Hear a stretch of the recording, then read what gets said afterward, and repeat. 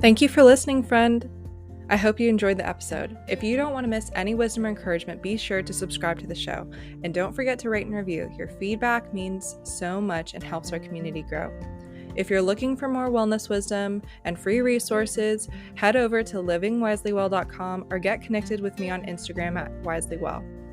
And if you're looking for a break from the hurried health lifestyle, check out my Return to Rest resource for tangible ways to slow down and finally find rest. Hey friends, welcome to the If Only I Were Wiser podcast. I can't believe I'm making this introduction because she is one of my favorite creators in the wellness space. Let me introduce to you Fallon. Fallon is a mom to 3 boys, wife to her college sweetheart, and a kitchen creative turned business owner out in Dallas, Texas. She launched Fallon's Tables to help bridge the gap between nutrition and easy kitchen prep and delicious food. In this episode, Fallon shares her story about how the foundation of nourishing foods healed herself and her family, and how we as mothers can make the best decisions for our family and come out of restrictive diet culture and sometimes wellness culture to find true food freedom. Welcome, Fallon, to the If Only I Were Wiser podcast. Thank you. Like I said, I'm already fangirling. I've been so excited for this conversation and just episode in general. And I have several friends that are like fangirling from afar after hearing I got to talk to you. Oh my goodness. You're so sweet. I'm really glad to be able to come on. Poor Raina, you have asked me a few times, and every time I'm like, I would love to, but my schedule is insane. And we're in a beautiful season right now of just more flexibility, and I have time to do things that I love like this. So Thank you for having me on. I'm so honored. Before we get into your story, I would love to hear what life looks like for you right now. So I kind of alluded to, we're just in a really calm season, and that has not been true of our lives in the past year. We've had like mold, medical emergencies, family dynamic stuff. Like it's just been the craziest. Not that it was all for naught. I mean, the Lord has really done so much, like redeeming and healing and some beautiful things in the midst of the chaos. But right now we're just in one of those like chill seasons of remembrance and rejoicing. I feel like we are seeing a lot of payoff in like my son and myself, just from years of chronic illness, and just like seeing the fruit of actually committing to holistic living, like it's so worth it to just like have a whole body approach. And I feel like we're seeing the fruit of that after a long time. And so it's just a really sweet season. Not that everything's perfect, but just like cozied up at home and, lots of homeschool and like good food and enjoying the sunshine. That's pretty much it. Yeah, I love that. Well, I would love just to get into it. I have been following you for several years. I actually had the honor of meeting Fallon in person at our Freely Rooted retreat. That was so fun. That was honestly so fun. I still talk to all the women that attended and we're like, can we please have like a family reunion? Oh my goodness, please. That'd be so fun. Because it truly was like the biggest blessing for so many of us. I know that they would share the same thing, but even for my own story at the time, like our family was doing all the military things. Life was just incredibly crazy. We had our son, we were navigating mold. And then my husband was like, please go, please go. And I originally hadn't even had a spot. So then to like find out I had a spot, and it was like this huge blessing. I love that so much. I remember us getting to like sit next to each other and chat on the lawn for a bit, and it was just really sweet. Yeah. So I know your story. I know just what you've walked through in terms of like getting from you had 9 foods that you were able to eat to now having like multiple cookbooks. So if we could just what a crazy journey. dive in there and just unpack how you got to where you are now. Yes, I will try to streamline because I feel like it really could be a novel in the most like beautiful way. It's, it had so many ups and downs, but the beginning of my journey was really rooted in my son and his health. My second son was just so sick as a baby, like full body eczema, so many allergies, like lung issues. I mean, it's just really extreme. And I had recently been diagnosed with Hashimoto's at the time, but I was kind of on the back burner. You're like in new mom mode. I had an older son. I say older. He was 18 months at the time. I had 2 babies. And so there was no room for me to be like, well, I don't like, how do I tackle Hashimoto's? It was just like, well, this is just something I have now, and here's some medication. And that was kind of the extent of what I did for myself. And then after just so many months, in and out of offices and doctor's visits and, just no answers for my son, we finally discovered the world of healing through food and just saw so much improvement, like out of the gate.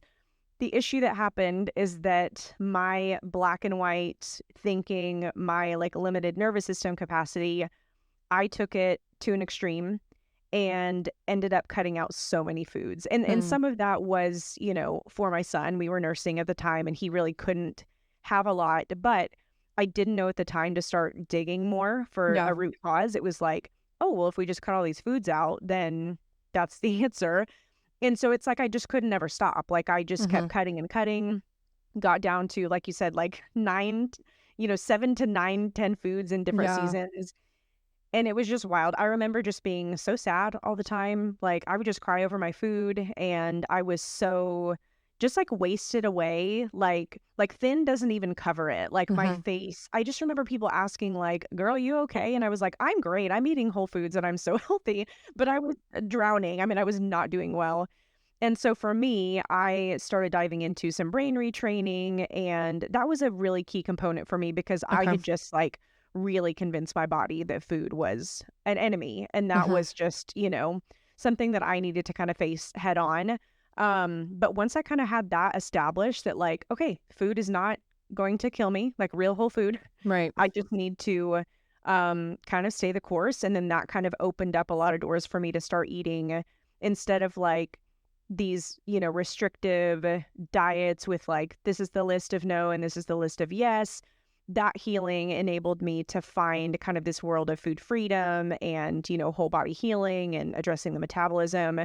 And really from there, my healing skyrocketed. I was still on thyroid medication for years and years. And like, I was okay for that season. It was something that I felt like I needed at the time. But once I started like really nourishing myself with ancestral principles Mm-hmm. and like eating enough food and kind of stopping the like fear mongering pursuit of like dairy's bad and carbs are bad and all this stuff is bad, my healing just took off. Like I came off my medication within a few months. That makes it sound like it was a really simple, streamlined journey. It was anything but that, but it just is a testament to how real food and kind of breaking down these walls of just so many regulations and rules can really be incredibly healing. So today, I mean, I feel like I really do have full food freedom. And in saying that, like, I think freedom comes with boundaries. Like I have my things that I, kind of do consistently. And I think, food freedom can be misinterpreted sometimes to like, oh, I just eat whatever I want. Right. That's not how I see it. It's like any realm of freedom, some boundaries are still healthy and good for us. And so, like, I eat real whole food and I enjoy what I'm eating. My sweet little son, who was like so sick, is now this healthy, just adorable, precious 8-year-old who has the most beautiful skin and Yeah. is just doing so well. So that's kind of our journey in a nutshell. And I'm just like daily so thankful to be where we are. It's such a different life now. Oh, for sure. And coming from someone speaking from a previously restrictive background, like Hmm. pregnancy, I've shared was God's kick in the butt to get me into eating. Sure. So I'm like so thankful for that. But it truly was for me the first time I like just ate Mm, in general without yep. thinking about the calories, the macros, the blah, blah, blah, anything else that Right. I was doing. So, but I also caught myself, and I don't know if you can attest to this as well. Once I started getting into holistic health, pro-metabolic eating, I fell Mm, to the whole other end of the spectrum. Like it yep. was the underlying root issue in this is control, right? Outside Hmm. of the Lord, I was just grasping at straws. And so Right.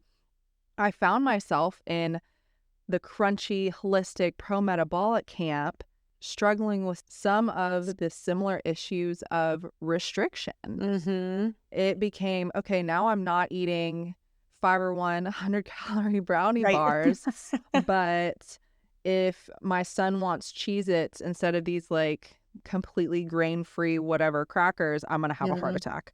Right. So that being Yes. said, and I know that you've shared about on your platform just like the extremes that we get caught up in. What would you say, living on both ends, are Mm, some of the first three things you would say to speak against black and white thinking, Mm-hmm. whether in restrictive diet culture, but also in holistic and Yep. alternative medicine. Yes. First, I would very much like to affirm that I also did that. I feel like so many of us did. Mm-hmm. And I think the biggest thing that I sort of condensed, this thought process into is that like it's about context. And I think a lot of us in our, again, like limited nervous system capacity, black and white thinking, like wanting Mm-hmm. a set of rules, we forget about context. And so a great example, or a few examples actually, is like, in this sort of pro metabolic sphere, you might hear that like too much cardio, like hours of cardio first thing in the morning, that might not be the most supportive thing. Mm-hmm. What a dysregulated person who's grasping at rules does is go, well, I'm never going to do cardio again. That's Yes. not what anybody said. But Right. I took it that way. Like I was a person who was like, oh, well, I'm going to go to the opposite extreme. Or like vegetables. This is a big thing in the pro metabolic realm is that, if you look at vegetables from a historical context, like our modern day, salad for every meal culture was not historically present. That can be true. Well, it also can be true that vegetables do have a historical place. Like people had gardens and they ate, greens in season and as a garnish. And what, again, I did was like, oh, well, I guess I won't eat very many vegetables anymore. Yep. But this was my fault, right? Like I'm going to own that this was not necessarily something someone said to me, which like if they did, I mean, shame on them and people are misinterpreting things and it just happens. But I do think that I just so relate to that it's like there's this tendency to want to just put things into a box instead of like, how can I just figure out like, how does this make sense contextually? And so I think context, like don't swing to this is always bad, this is never bad. Figure out what works for you specifically. And then I think getting familiar with our intuition, I just think intuition is something that's so lost, especially in Western culture. Like a lot of Eastern cultures and, societies and locations that tend to be a little bit more like whole body focused still really honor human intuition. But if like Western culture, diet culture, we've just kind of tried to like silence and suppress. So a great example is like, there's this just uprising of content on the internet of like, if you're craving a dessert, eat this instead. Or like, Mm-hmm. oh, if you don't want an apple, you're not hungry. And it's like, our body's allowed to have cravings. Like cravings are signals from our body to help us decide what we need. And I do think intuition is something that definitely has to be rebuilt because for so many years, we've heard like, don't eat breakfast within a few hours and, don't eat after this certain time and like, don't eat carbs after noon and just all of these really like arbitrary rules that it's like I don't even know where that came from. And so it does take time to kind of stop and listen to your body and sometimes we don't have that hunger first thing in the morning and like that doesn't mean that we intuitively don't need breakfast. It means that we might need to take some time to like gently encourage our bodies toward that. But I think, listening to like what whole foods sound good to me. I think it's just Mm-hmm. so like there's so much wisdom in that. So like if someone's craving chocolate, this is an easy example. Mm-hmm. I feel like a lot of the wellness world is like, well, don't eat that. Your body obviously wants, again, like an apple. And it's like, well, actually, cacao has a lot of copper and magnesium and like minerals. And there's probably a reason that your body wants that. So, like, how can you do it in the most supportive way? I feel like for any craving, there's always kind of there's some logic behind it. Like, if you really stop and assess, like, what does my body need? But I think most of the wellness world wants to just like suppress that and say, cravings are just like lack of willpower. And I'm like, no, I think the Lord designed our bodies really just intuitively and, as a whole functioning system. And I think another big thing is just focusing on things to add nutrients as opposed to like, this is a list of things I have to avoid. Right. Because I think that the supportive additions, like, yes, down the road, there may be things that it's like, okay, maybe shouldn't eat this, Mm-hmm. or maybe this should have like a smaller significance in my diet. And really, what I mean by that is like processed foods, when we're talking whole foods, like, I'm not really on the train of like, let's cut this and cut that and cut that. But I do think it's much less overwhelming to have the message of like, okay, here, add bone broth. It's so nourishing and it's delicious and it makes your soups really rich and wonderful. It's so supportive and good, as opposed to like, you need to stop eating, XYZ. Like that's a totally different message. And so I think, if you're trying to avoid, again, that sort of like categorization, black and white rules, focus on the support as opposed to the cutting, if that makes sense. Mm-hmm. Definitely, which is just such a helpful reframe because like Mhm. even like you said with fitness, I had a conversation with a friend that's like a fitness coach and I was just like, I returned to CrossFit for the first time in 5 years Yeah. and it's been great. Yeah. But I was telling her like I've been a strength and like fitness coach for like forever. Mhm. But when did I get to a place where working out is harmful to my body? Like where did that Mhm. lie come in Yeah. that exercise is a stressor, which it is. Mhm. But I was like, why did I feel this pressure or fault? Where did I get this false narrative that Mhm. returning to a high intensity focused movement is like going is taboo in the wellness culture, Right. So it's just Yeah. interesting that you said that because I've been going back to high intensity movements and I was just talking to my friend about it. She's like, yeah, but you just eat differently. I'm like, thank you. Nobody else is talking about this. That's a great point. I think you touched on something really wise that, there's this idea, I think, again, in the wellness world that like all stressors are bad. That's not true. They're not all bad. Like Mm-hmm. humans have faced freezing temperatures for all of eternity. That's a stressor. Doesn't Yeah. mean that we should avoid it. Sweating and doing yard work. That's a Mm-hmm. stressor. Is that bad for us? No. But you're exactly right that like you had the food foundation to step back into more intense exercise. And that was the key, But I totally feel for you that it's like I do think there's this messaging that again, people are lacking context. It's like Mm-hmm. humans have been working out really hard in various ways, whether that's like plowing a field, like running from a predator, like human movement has always been there.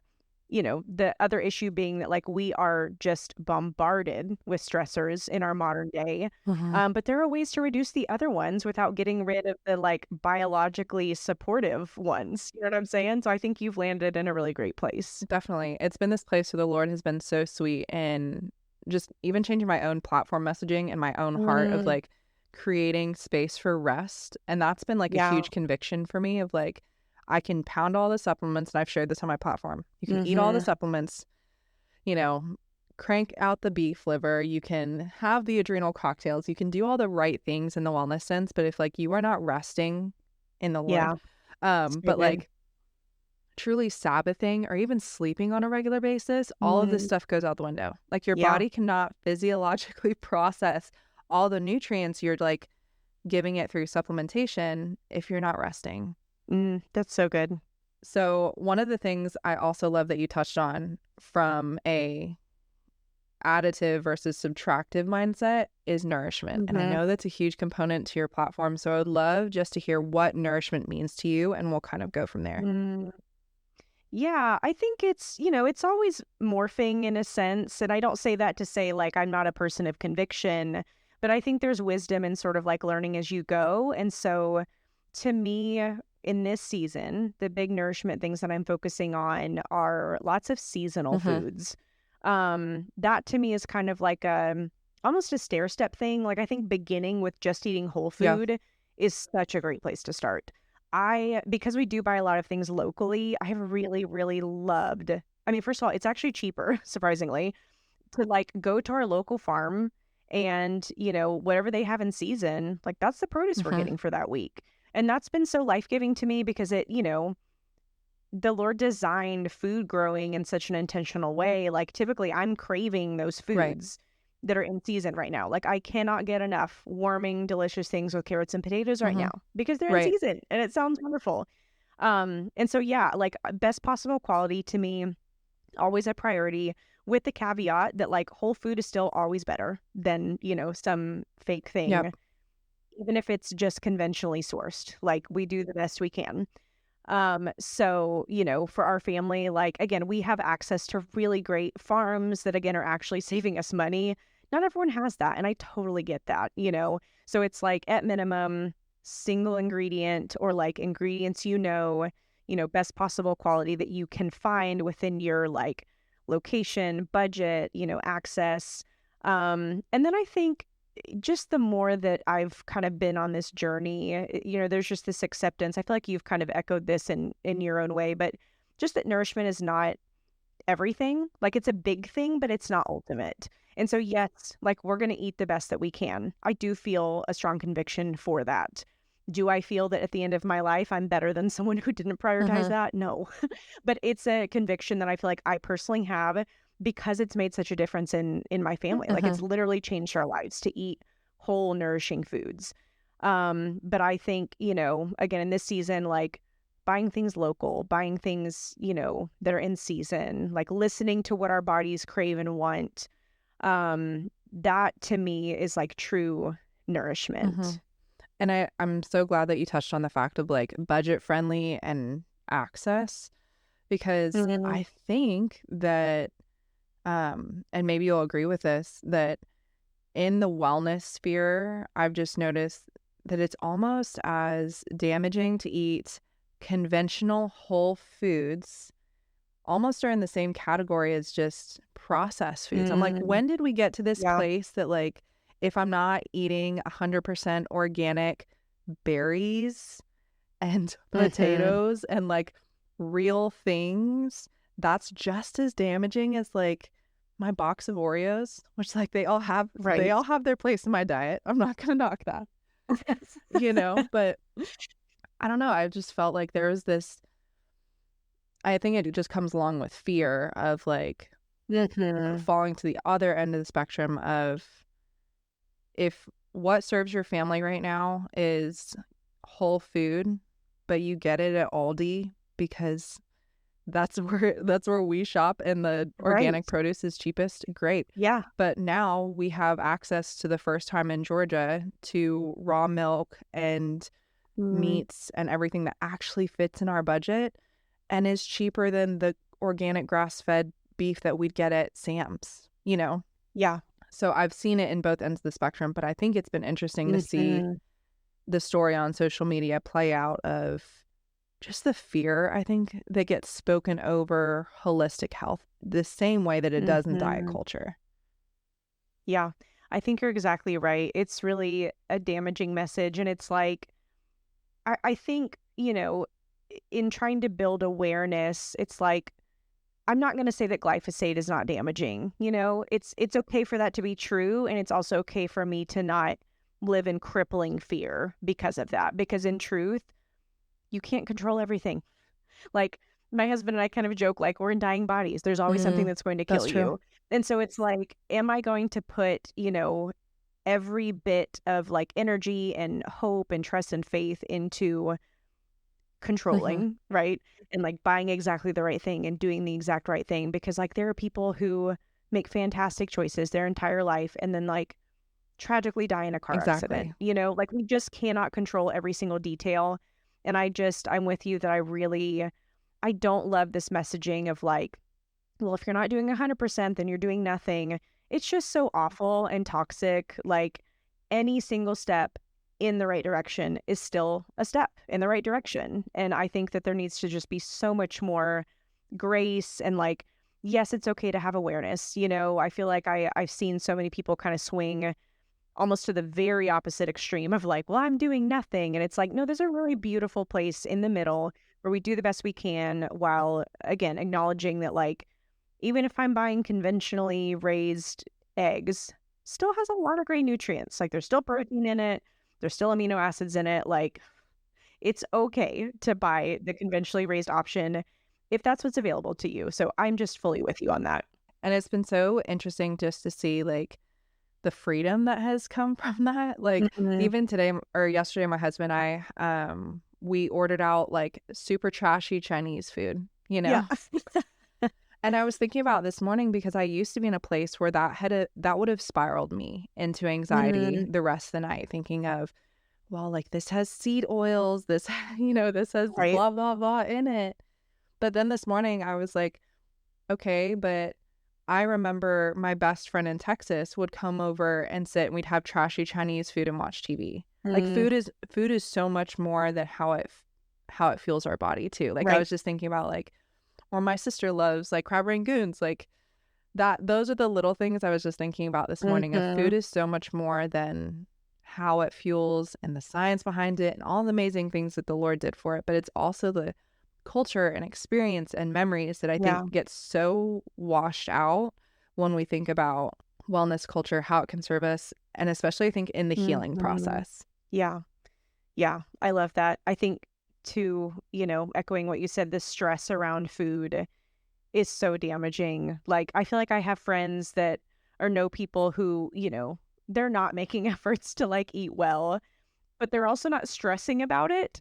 And I'm like, they're surviving. Like they're doing fine. I'm not saying go run out and eat all the like junk food and just live, Sure. but I do think the emotional component of it is so big. And I think that's why a lot of people just feel sort of, I don't know, fed up and burned out with all the rules because it's just creating a lot of stress. And again, it's like there's that really beautiful middle ground that I feel like we can get to. You had a great example of this. Like you take care of yourself really well.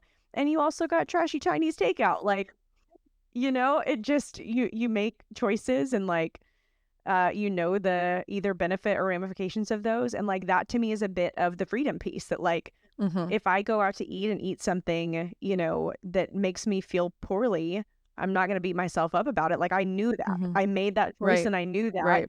knowing that I have a great foundation otherwise. And then I move on and it's fine. Mm-hmm. Yeah. And I think it speaks to the fear component as well. And I even had this conversation with a friend yesterday about just, I think, mold. And I know that you have a similar experience with mold of just like, even if we moved out of our house in Texas and moved into mold here, which is like very much a possibility, Sure. we're just whatever. Right. After, we went through the whole decontamination process, we threw away 90% of our household goods, like all the things. But I was talking to a friend, I was like, even if we were living in mold here, the fear would be so much more toxic than me just like, we're living here for the next 6 months Right. and just like living my life. Yeah, absolutely. So, how would you recommend, or what did it look like for you to get started in moving from food fear to food freedom, especially from a place of restriction to the metabolic community that I know you've shared openly, even on the Freely Rooted podcast, as people are like sharing about, I gained all this weight and this, and this happened. I thought, I thought this is what healing looks like. And then it didn't. Yeah. I think I mentioned, the brain and like mindset component for me was really big. And so yes, there's great brain rewiring programs, even things like tapping or just like, I don't know, taking a breath before you eat and like acknowledging gratefulness, whether that's like a prayer or, just kind of an awareness of that moment. Mm-hmm. I think the mental component of it is just so big, just to kind of continue on this conversation of like the stress around it and, how damaging that could be. It's like our mindset does really need to change. And I think that a lot of women who have a really, really poor experience, when they're trying to pursue healing, they're often women who are just like doing everything out of fear. Um, and I feel like I've seen this sort of play out in certain places where like this may have been Corey Malloy that has made this observation before, but a lot of the women who end up like actually putting on, maybe too much weight as a result, Mm-hmm. if you were to ask them their core fear, it's often gaining weight.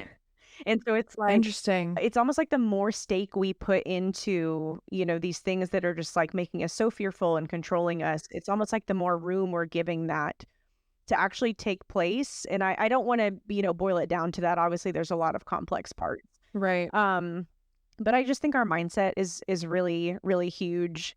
And I think, you kind of asked like, how did I get started? It's interesting because I'm like, is that exactly how I would recommend for people to Mm-hmm. get started? Yeah. Yes and no. We just kind of learn along the way. But I think in terms of like, how do we like, what are some attainable ways to start Mm-hmm. pursuing, freedom and healing? I do think I kind of mentioned this earlier, but like eating breakfast is big for me. I think that it's a great way to kind of like honor our bodies first thing and say like, I'm making the choice to Mm-hmm. set myself up for success today. I like eating protein and carbs together. It's super simple, and it doesn't have to be Mm-hmm. like a rules-based thing. It's just like an awareness of how our bodies are processing foods. So like eggs and fruit, sausage and, some fruit, like it's really easy to put those kind of things together. And again, doesn't require like a master's degree in, nutrition or whatever else. It's like have a basic awareness of, like, are you eating enough protein throughout the day? I think that's super simple and something that doesn't feel like a rule or like it's overwhelming. Um, and then I think, again, that whole food pursuit, it's like before you get into the weeds of, what is my list of foods that's a yes and a no, like just start eating real things. Don't worry about like who said to do, more of this and less of this and whatever. Like just start eating real foods. And I always like to come at it from a more ancestral point of view. Like what foods have existed for a long time, even if you're looking back at your own genealogy and location, like what foods would have been present a few hundred years ago. Those to me are just Mm-hmm. like really great starting points. And again, none of that feels like it's some overwhelming, to-do list. It feels like, okay, these are super Mm-hmm. attainable. And if for some reason that doesn't feel attainable, it's not the season for you, like pick what does feel like it's a good, easy way to start. I think any change that we make in terms of pursuing wellness, it has to feel life-giving. It has to feel like it fits your current capacity. It has to feel like it's adding some benefit to your life. If it's not ticking those boxes, it's probably not the right choice for you in this season. And that is okay. Doesn't mean that it's like bad or good across the board. It just means that like we all have our capacity in different seasons. And it's totally okay to honor that. Yeah, that was perfect. And I think it goes back to what you said about intuition, because I've noticed that even as I've become more cyclically aware. Um, Mm. so like my gym time is a little bit later in the morning. So I'm like, I don't want to eat because I might throw up. But I also know that if I don't eat, I'm going to feel worse way after. Sure. But then even this week, I was talking with a friend. So it's like, okay, I'm prepping snacks for before workouts, and afterwards I have a bigger meal. But then I can play into the component of cyclically, oh, there's a reason why I wanted that croissant in addition to what I had planned. It's Mhm. because I'm Yeah. in the latter half of my cycle. And I think it Right. just goes back to intuition and having the grace with yourself to like make the changes. Whereas Mhm. again, there was a Raina that would have definitely panicked and, Sure. not even had croissants in our house because any number of things. But I think it just goes back to trusting yourself. And that's a practice and that's a skill, Mhm. especially coming from a broken place of not trusting yourself around food and not Yeah. trusting that your body will like do its job. Yeah, I love that. I feel like a question that I've used more and more, especially over the past couple years, both with myself and then people that I interact with, and not even on necessarily a health conversation, like it might be spiritual, it might be like situational. Just this question of what do you feel like you need? Mm. I feel like is my go-to question for like a child who feels poorly, my husband when he's sick, a friend that's stressed out. Like, what do you feel like you need? And so I think that's a great way to start building our intuition back is like in those moments where it's like, maybe it's something situational that you're like, oh man, my, hair is seems to be falling out more Hmm. or like whatever symptom Right. or, emotional state or whatever that feels like it's sort of bothering you. I feel like that question of like, okay, what do I feel like I need? And then it's not that we're always perfect. It's not that we always like immediately have a revelation. Like sometimes it requires digging and asking, trusted people. But I do feel like that's a great place to just kind of acknowledge that like we often have a gut reaction and those are sometimes okay. I just feel like that check-in of like, what do I really feel like I need deep down is just a great way to start kind of building that awareness with yourself. Yeah, I love that tangible step. And I think that goes perfectly into motherhood because Mm, nourishing a family, I've noticed, is completely different. Yep. So one, I would love to start with like, how do you approach nourishing your family? As I'm sure these are similar principles. And then Mhm. kids, because we definitely are going through the chicken nuggets and mac and cheese, and my son calls pizza Fifi Oh, that's stage. adorable. Oh my goodness. That's really cute. We do have allergies in our home that I think I mentioned, like my son is healing from. And so that's really beautiful and wonderful. But we have had kind of almost a weird gift in having like extra restriction. And I know that probably sounds awful, but there are hard and fast no's for us that honestly I think have made us better off. Yeah. But I also offer a quite different perspective because like we're not a family that gets to really go out to eat. Like there's maybe two places that, we feel comfortable with and would trust them to like make food for our son. And so in that, I don't want to share my rhythm and make someone else feel like, oh my gosh, I'm not doing enough. But like we eat at home. That's kind of our primary, like that's our first pillar of nourishment is that like we're making it at home, we're eating it at home. Um I've got three young boys who are constantly moving. Like they are always hungry, always Always eat it. active. Yep. Yep. And so again, we have freedom and boundaries within that. So like my kids are probably eating, a meal or a snack every 2 to 3 hours because that's their biological need as like Right. running around, for 8 and 10-year-old boys. Like they need a whole lot of food. And so we try to honor that with having boundaries as well. Like we're going to eat within this window and this is what you can have. But Okay. then like, let's say you can't fall asleep at night and you're super hungry. I'm not going to be like, no, actually you're not, just go to bed. And that's a personal, like, your own kid. Some kids, yes, are like, I don't want to go to sleep. I'll ask for literally anything. Your kid Yes. there. But we have started to teach our kids about like food choices and just like the general idea of, protein, carbs, fat, like building a balanced meal. Mm, Importance of like whole foods and, eating just a variety of things. And then we have really tried to implement with our boys, again, this idea of like food being supportive in, this specific way versus like, oh, that thing is bad. And mm-hmm. it's been really interesting because I think my kids already, they have this awareness that we do eat very differently than most of the people around us. But it's been a good way to have those meaningful conversations of like, we do believe that the Lord calls us to steward our bodies. And so like we're going to make choices to eat the Yeah. food that he created. And that doesn't mean that we're like better than anyone or it's just Yeah. something that the Lord has put on our hearts personally. And so we're trying to put some of these principles like into our kids' minds and also, we have boys, so it's not as prominent, but also just encourage this um I guess maybe lack of discussion would be better than discussion, but like not commenting so much about like bodies and how much you're eating and Mm, just like just trusting that we're nourishing ourselves. We don't need to comment on like this thing has this many calories and that thing is bad for me. And we just like try to have a really healthy conversation around food. Um, and then we again don't do everything perfectly. Like we buy packaged snacks sometimes and we don't always eat organic and we go to, Hat Creek and we like eat out at mm-hmm. certain places. Like we're not doing everything 100% perfectly, but I trust and know that we have the foundation that, we can handle those, again, one-off stressors.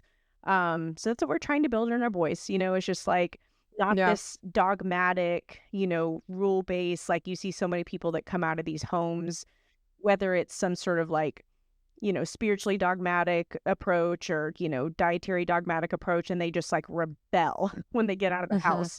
And so Yep. that's totally not what we're aiming for. Like we want them to approach adulthood as like regulated, Yeah. informed humans. So yeah, we just, try to teach them like the foundations of nourishment and, listen to them when they say they're hungry. And again, like buy the best that we can and know that it's also like outside of our control to do everything 100% right. Yeah. That's super helpful. And I think you already touched on it a little bit of how you approach it differently as a boy mom. And that's something I've just been Mm, thinking about as Ledger gets older is I remember the moment that I was like uncomfortable in my own skin. Like I remember mm, being like 12 years old at a, pool party function. and being like, I need to suck in my stomach from this pool to the slide Yeah. as I walk over there, you know? But I think that as thankfully our culture has gotten a collective awareness about body dysmorphia, Mm-hmm. I think it's also too important to recognize that it happens in young boys too. Yeah. So how do you encourage your boys, or is that fully around like the food conversation of stewardship, or how would you encourage food freedom for them, knowing that Mm-hmm. the enemy can still equally attack our boys just as much as he Yeah. would daughters? Yeah. I love that question. I do think, we always in our home try to start like with the emotional identity root. So I mean, I have a couple boys already who are like, I wish I looked different, or I wish I, didn't have to wear glasses or whatever it is. And I think it's easy to sort of like want to be helpful but not know how to respond. And so, parents or people, their kind of knee-jerk reaction is like, oh no, you look great, or like, Right. I love your glasses or whatever. And it's not that complimenting or encouraging someone is not okay, but one thing that we really try to do with our boys, because I have to do this with myself often, is ask the deeper question of like, why do you think you're feeling like that? Like, what made you feel like, you wanted your face to look different or whatever else? And 9 times out of 10, they're struggling with something emotionally under the surface, that they're carrying some type of shame about like a decision that they made, Mm. or, really what they're wanting is that like purposeful feeling internally. And I see that for myself all the time when I'm like, you have those days where it's like, I just feel kind of ugly today. And nobody wants to say that about themselves, but we all have those days. And I think a lot of the time when I have those feelings, there's really something going on underneath that I feel like my, maybe the way that I'm treating people has not been like beautiful or, Mm-hmm. self-sacrificing. Right. And sure, sometimes there are days where like we just actually don't like what we see in the mirror. Like that also happens. Sometimes there's not an emotional root to it. But then again, asking the question of like, does anyone love me more or less because of this? Does my worth change because of Mm-hmm. this? Do I love the people around me because of the way that they look? And so that's a really prominent conversation that we have with our boys. And then again, I'm having this conversation with myself like all the time. And then in terms of, encouraging food freedom with our kids, obviously it looks very different in this season because like they do have parental authority right now, like it's different than like when they're out in the world, like that will be a different experience. So we do have boundaries and rules and things that are good for them at Yeah. home, but we try to avoid, again, these conversations of like, this is bad, or like, we don't eat this specific, again, real food. Mm-hmm.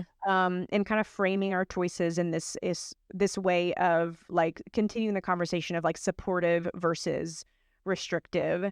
And then functionally that means like we make desserts, like Right. we make a baked good every now and then with real whole food ingredients at home. And we're not gonna put forward this message of like cake is bad for you and like cookies are bad for you. I'm like, there's actually a big spectrum here.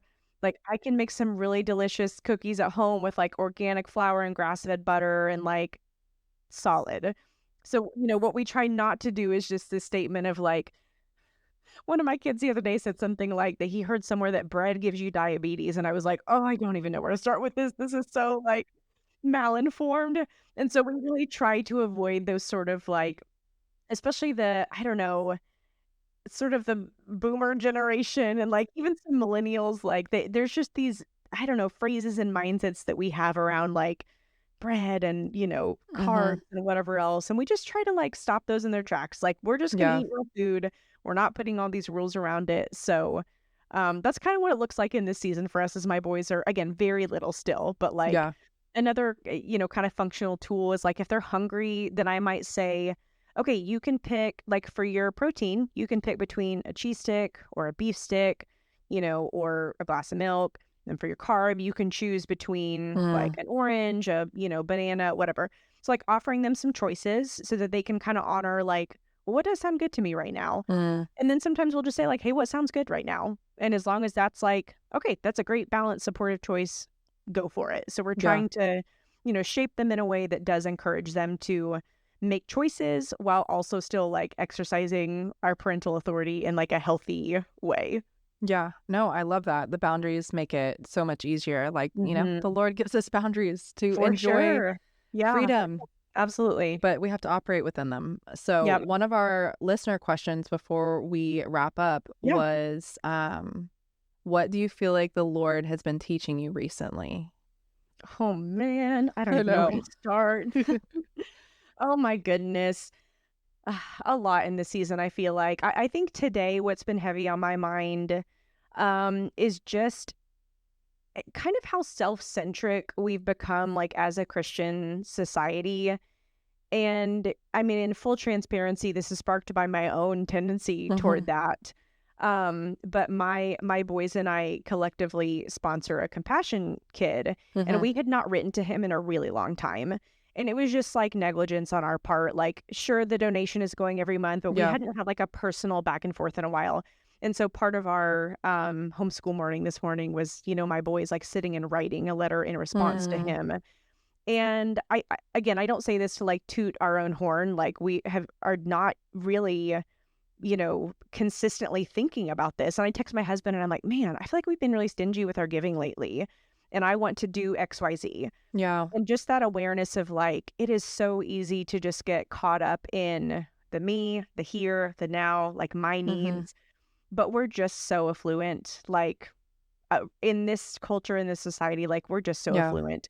And I think it's easy to lose sight of that, especially in this realm of like, oh, I got to buy all the organic and I got to get the best quality and spend the money on all the tools and whatever. And it's like, this world is just not going to last. Like, Mm. it's just not. It doesn't matter how healthy I am at 90 years old. Like, I'm still going to die at some point. Yeah. And so, just that sort of healthy awareness, that sounds kind of sobering. And like, but I mean it in a beautiful way that, like, this is Hmm. not our eternity. And so, I think, just all of that reality has been weighing on me in a good way lately of Right. like, man, I want to have done something with my life that was meaningful in light of eternity and not just like, yes, I think it's important to teach women to take care of their bodies and eat real food. And like, I think those are good things, but they're not, again, ultimate. And Mm. so just focusing on like what matters in light of eternity, I think is kind of where I want my heart to be right now. Yeah, I can totally agree. That was our sermon this past weekend, was Oh, I getting love caught in that. this like cycle of life and like when you feel like you're just caught in the hamster wheel. Yeah. And it was actually a guest speaker and he had like come in and just been like, it sucks. Yeah. It's like it sucks to be caught in the we were born, we live, we die. We were born, we live, we Yep. die. And that was like the hope of eternity and the hope of heaven is what brings Mhm. purpose to that, not the job, the That's money, beautiful. the everything else, which when you're living in it, it's so hard to see that, right? Right. But yeah, it was definitely a reminder. I needed it as well. So I would love, actually, before we get into where can our community can connect with you, because we'll chat about your cookbooks. What is your favorite thing in your cookbooks, or one of your favorite recipes Ooh. you've just made? Because I'm super curious. Oh man. Okay. Well, I have a two-part answer. Again, thinking sort of seasonally. The bacon potato soup in my batch cookbook. I mean, every time I make it, I'm like, this is so good. Like I don't want to toot my own horn, but oh my gosh, this is so good. And then another fun one. This is not anywhere yet. I'm kind of working on possibly rolling out some new things, but Yeah. I've been making a chicken adobo. Oh my goodness. It's Mm, a Filipino inspired recipe that my mom made a lot. We're not Filipino. We just like really like Asian yeah. inspired stuff. But it's lovely. You basically cook like chicken thighs, carrots, and potatoes with, we use coconut aminos because we can't do soy. But you do like white vinegar, coconut aminos, salt, garlic, bay leaves, throw it in a Mm, pot and simmer. It is wow. divine. Like it is my dinner tonight. Oh my goodness. Again, that's kind of rude of me because it's not actually out there anywhere yet, but hopefully that general framework will give you some inspiration. But the potato bacon, like rich winter stuff Mm, right now, I'm like, yes, yep. 1,000%. Even my husband, when I was talking to him about this interview today, he was like, "Oh, Fallon, from our soups and stuff." I said, "Yes, exactly. That's how much we use all your recipes and cookbooks." He's like, "Oh, That yes." makes me so happy. So where can we connect with you? Your cookbooks, all the things. Yeah. So my website is Fallon's fallontable.com. When you type it all together, it looks like Fallon's Table, and it's fine. I chose it. I love it. But Fallon's Table is my business name, so that's my website where my 2 cookbooks and my meal plan. I say meal plan. There's 6 of them because I do have caloric specific and a quiz so that you can kind of see like how much do you need to be eating. And I get asked about that sometimes, like, why did you choose calories when, you know, we want to kind of step away from like diet culture? And I'm like, that is a great question. Let me answer it. Because it's just, first of all, it's a way to encourage women to eat enough, because I think the problem with calorie discussion in our current society is that it's often, you know, encouraging women toward too little. So like I start at 1,800 calories for my plans. And it's a way to encourage women to eat enough without being, you know, beholden to like, I have to constantly track and I have to log everything. It's like, this is a great balanced plan laid out for you. So I've got 6 different ranges to include one that has no dairy and can help you reintroduce dairy.